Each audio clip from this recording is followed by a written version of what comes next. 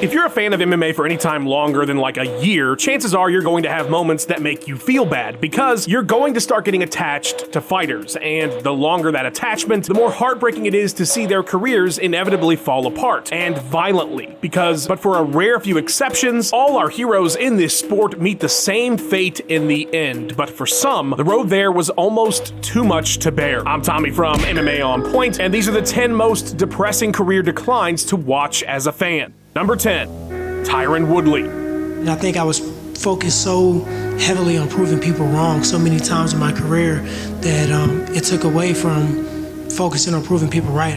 Life is not always a straight path. It can be, but we make choices, and I made choices in my life that kind of veered me off that path, and those are things I have to deal with. And when you're at the top, you got a lot of opportunity, a lot of exposure, you got a lot of VIP, a lot of party, a lot of things you can get into. And I got into the lifestyle for a while, and I think karma's real, and I think you got to pay the piper at the end of the day. Sometimes the descent from the top is as violent as the fights themselves. It was shocking what Kamaru Usman did to Tyron Woodley when he took the welterweight title from him. Woodley was not as accomplished as Matt Hughes or George St. Pierre, but there was an argument that he was the better fighter. So to get completely dominated and out-grappled of all things by Kamaru Usman at the time was a stunning outcome. So much so that it felt like it had to have been just a bad night. But even worse ones were ahead. Woodley would get entirely outdone for 5 rounds by Gilbert Burns. Then he would finally settle his beef with Colby Covington, losing every round up to the point where he popped a rib on his way to what would have been 50-43s across the board. By that point, it was apparent that Tyron was just fighting out his contract. An uncharacteristically wild brawl with Vicente Luque would see his 4th loss in a row, his first ever submission defeat, and the end of his time in the UFC. But this depressing downfall hadn't even reached its trough yet. The lucrative world of Jake Paul boxing matches next came calling. Their first encounter was a real snoozer, with their second encounter following suit until Woodley was KO'd cold, reviving Paul's dying boxing career and ruining everything for everyone forever. Please do not look at me with sorrow eyes. Please do not look at me like shaking your head. I done fucked a lot of people up. In their mind, they knew that they knew that they knew, and I saw it in their face, and it broke their heart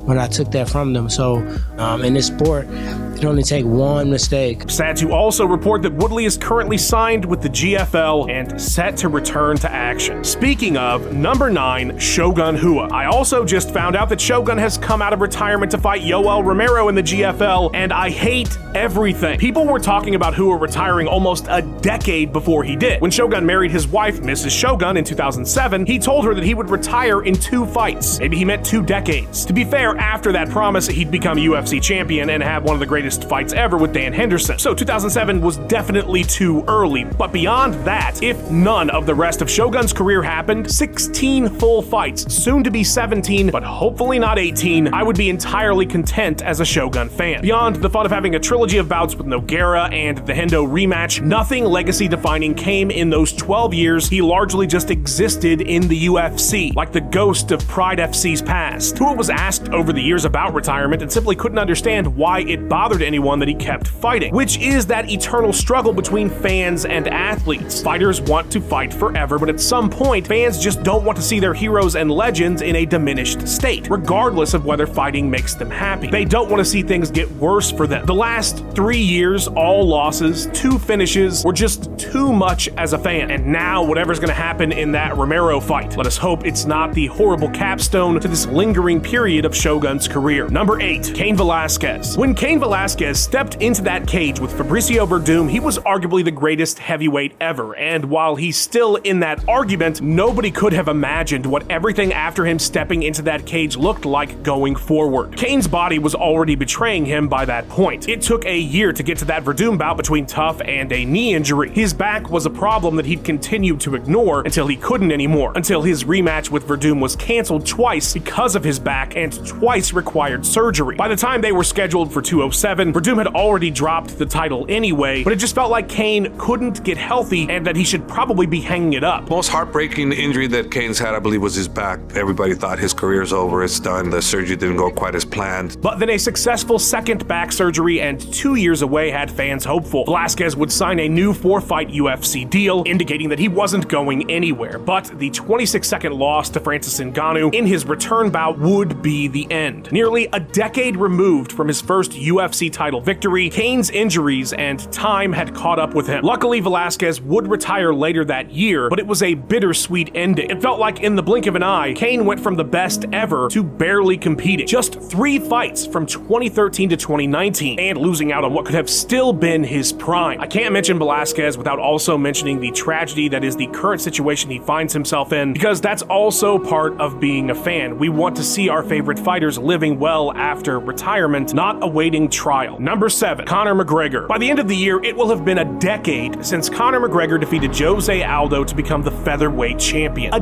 decade. In fandom life cycle terms, 2015 was several generations ago. To fans more recently interested in the sport, McGregor is just history. Like Royce winning UFC 1, like Brock headlining 100. That next year, Conor would peak, having the 2 bouts with Nate Diaz and earning his second title against Eddie Alvarez. In the nearly 9 years since hoisting those 2 titles into the air at MSG, Conor has fought 4 times, 5 counting Maymack. His return in 2018 against Khabib would set all-time records, but that was the end of the era of Conor McGregor, of greatness. After that, it would be years away, it would be headlines for all the wrong reasons, a tune-up fight with Donald Cerrone that went nowhere, another year gone, more headlines, a loss to Dustin Poirier, another loss to Dustin Poirier, this time via catastrophic injury. That was in mid-2021, and since then, the idea of Conor McGregor ever fighting again, period, let alone returning to the glory days of a decade ago, is becoming more and more far-fetched with every social media post. Anybody who had still been holding on to some kind of hope probably lost it after the cancellation of the Michael Chandler fight. Many in my family were casual fans during McGregor's peak, and they will occasionally ask me, what the hell happened? And I do not have an answer for them. Do you think we see him fight in the UFC again? I don't know if Conor's ever going to fight again. What's happening? The reality is that guy's partying, and he's partying real hard. A lot of fighters, especially towards the end of their career, turn to drugs. Number 6, Chuck Liddell. The transition from the baddest man on the planet to genuine concern about Chuck Liddell's well-being was jarring. He doesn't have to do it anymore. I'll pay him more money to fucking not fight.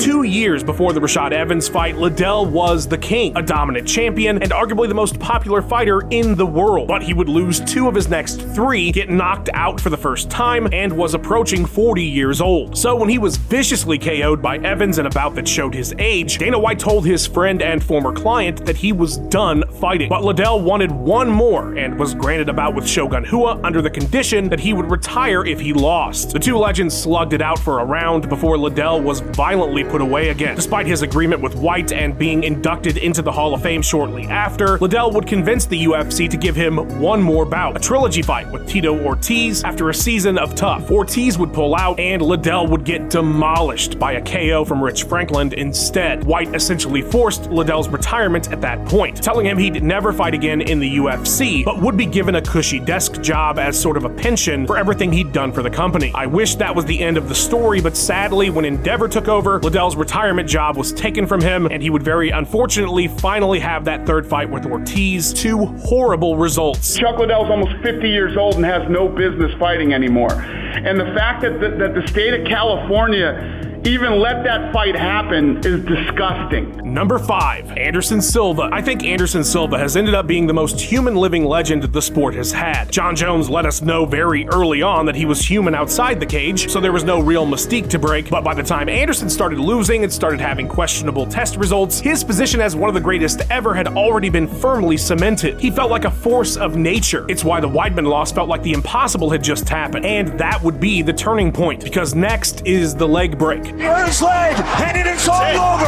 And there's nothing more humanizing than seeing that man carried out of the cage. After that, Silva would never really recover. The bizarre fight with Nick Diaz would prove a legacy-tainting affair due to his positive test results post-fight, something he had tried to explain away with Thai sex drugs. I don't want to hear that my hero is trying to get out of a suspension by talking about his dick. And then what was left after that? The Bisping fight was fantastic, but a loss. It was commendable that he fought DC on short notice. We We appreciated that he passed the torch to Adesanya, but that was a formality. I don't think Silva had any chance of winning that fight, or any of the other bouts left in his career for that matter. There was not a single significant victory in the final 8 years of his career, and to see him TKO'd by Uriah Hall in the Apex Center with no fans, it was a travesty of a goodbye. And I'm not even going to talk about the Jake Paul stuff. I can't handle that right now. Number 4, Diego Sanchez. I was supposed to be chewed up, swallowed, and shit out a long fucking time ago. And I bled, I sweat, I fucking cried.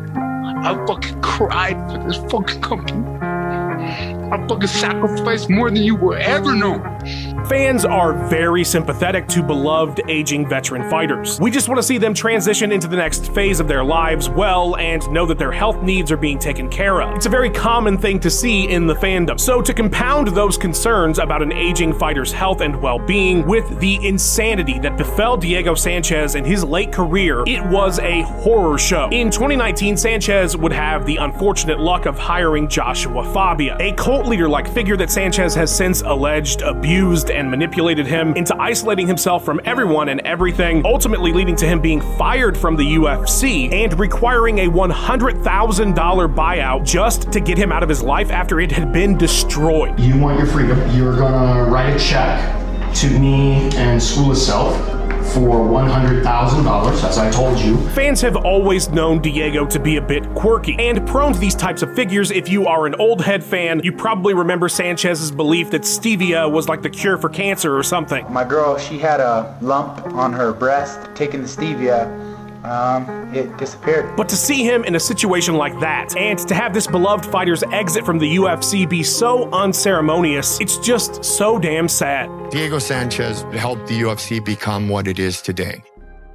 He defines Ultimate Fighter. Number 3, Nick Diaz. One of the most interesting things about Nick Diaz's career is that he's always seemed reluctant to participate in it. The money and the adoration were a positive byproduct, but there's never been a point where it didn't feel like Nick was fighting because he felt like he had to fight. Despite that, despite rumors of all sorts of issues over the years with partying and toxic relationships in his personal and professional life, despite not having fought for 3 years, despite not having a victory in 13 years at that point, just last summer, the UFC booked Diaz for a fight that was thankfully canceled right around the same time a bizarre video of what appeared to be Nick on the side of the road lighting something on fire surfaced. His last bout with Robbie Lawler in 2021 is the only time I've ever felt like a fighter had taken a UFC bout under duress. Well, how do you feel against Robbie Lawler? How do you feel? I feel like I'm gonna get at him. I don't know why I'm doing this. This should not happen. When Diaz returned to the UFC in 2011 from the height of his Strikeforce run as this cult anti-establishment figure, it felt like the sky was the limit. But after the GSP title challenge, things just got worse and worse. Not a single victory, constant battles with Nevada over weed failures, to the point where Nick was given a 5-year ban until he won his appeal. The bizarre fight with Anderson Silva, not to mention just years and years of his peak popularity spent in various limbos, ones that maybe he preferred to the cage. Nick is a complicated figure, but as a fan, it's hard to look at the last decade as anything but tragic. Number 2, Tony Ferguson. 10 years ago, it was almost impossible not to love Tony Ferguson. He was the definition of excitement, and his quirky style of existence endeared him to so many fans. As a result, his quest for lightweight gold would be one of the most frustrating sagas this sport has ever produced, and made his downturn all the more devastating. In 2017, on a 10-fight win streak with 6 performance bonuses, a massive lightweight title unification bout awaited Tony with Conor McGregor. You don't want to see me holding your real belt, buddy.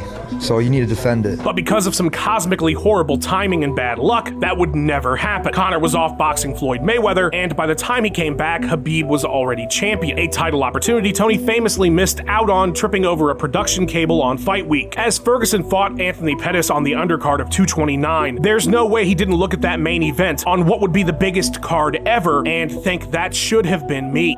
And then for COVID to take away his final chance to show the world that he could beat Khabib and be champion is as devastating as watching Justin Gaethje break his streak. 7 more brutal losses would come over the course of 4 years, with each new fight announcement bringing dread to fans who just wanted things to stop. As of this writing, Ferguson is scheduled for a bout with Dylan Danis in the GFL, and there is no God. Number 1, BJ Penn. If you're of that early 2000s era fandom, BJ Penn is probably your favorite guy. He was about as exciting as a fighter gets, and that title run at lightweight was legendary. But the heights he reached would make his decline all the more brutal. A failed bid to get the welterweight title again after losing his lightweight strap ended in a war with Nick Diaz. One Penn contemplated retirement after. We fans didn't want him to go at that point, but in hindsight, I wish very much that he would have retired that night. Instead, he'd get dominated by Rory Mack and thankfully appear to have walked away. Until, to everyone's horror, he returned 2 years later for the pain that was his trilogy bout with Frankie Edgar. What also felt like the end, given the nearly 3 years that had passed, instead led us to the brutality of the baffling Yair Rodriguez fight. By that point, as a fan, there was just numbness. We'd been hurt too many times. There was only hope for an ending, nothing else. Seaver, Hall, Guida, of course he was going to lose. Truly, it was for the best that he went out the way he did due to that altercation, because they were going to let him fight again, and who knows how many more times. How about we end things here on a horrible note? From the Diaz loss to the UFC cutting him was only a year less time than his whole career up to his final lightweight title victory. So if you were a BJ Penn fan, the pain was almost as long as the good times. Man, so I recorded this video about a week before the very alarming posts that BJ Penn made on his socials, and I don't want to get too far into it here, but I truly hope he gets the help he needs immediately. It really recontextualized this video for me. You know, when we decided to broach this topic, I wanted to do it because I'm a fan of these fighters, and I wanted to talk about that collective heartache that we have as fans, because I think as fans, we do care about these fighters, and we always hope that things will be okay for them when they're done with the cage, but that's not always the case.